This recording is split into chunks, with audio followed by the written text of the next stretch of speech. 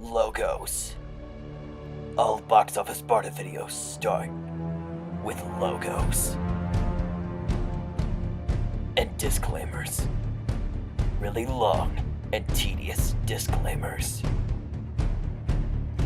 Warning, I own nothing but my own views and opinions. Please enjoy. Yeah, if you don't get that reference now, you will after you watch the Lego Batman movie. And this is the Lego Batman movie.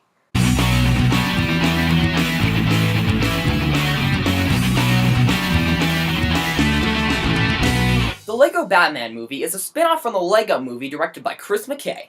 So in this movie, Batman, voiced by Will Arnett, is pretty much just fighting criminals, being obsessed with himself, shooting orphans with merchandise guns. But the Joker suddenly surrenders himself to the police force, and then he suddenly loses his purpose. But the Joker actually does this to lure Batman into sending him to this supernatural prison called the Phantom Zone so he can gather the world's greatest criminals to take over Gotham. And then after that, it's just jokes upon jokes upon more jokes upon more jokes. For starters, the comedy in this movie is superb. There's lots of clever callbacks and references, and once they start, they just never stop. With that said, it functions less as a real Lego movie and more as just a parody film. Not just a parody film, but probably one of the best parody films since Airplane or Spaceballs. It's a really effective spoof comedy of not just Batman, but pretty much DC in general. But it is mostly poking fun at the Batman movies. Which is funny because this movie is actually getting better reviews than most of the other Batman movies. And it doesn't just do Batman humor, there's also a lot of other types of jokes in here too. There's a lot of sight gag, spontaneous humor, and for some reason this movie really has a thing for Michael Jackson.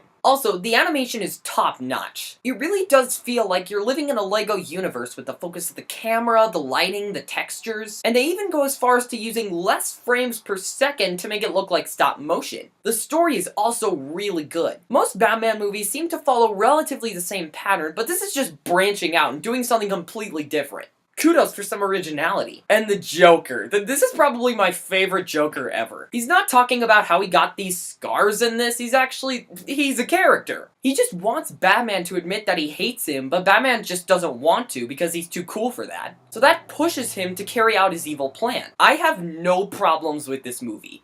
Not one. It's a great Batman movie, it's a great spoof comedy, the animation is top-notch, the comedy's superb, it just hit every note it needed to, and more. It's great when a movie like this comes along and it's more than just a cash grab. Okay everybody, I'm signing off, so be sure to check out the rest of my channel in the future, and click that big subscribe button for more awesomeness and more me. So like, comment, subscribe, and I'll see you at the movies. I'm out!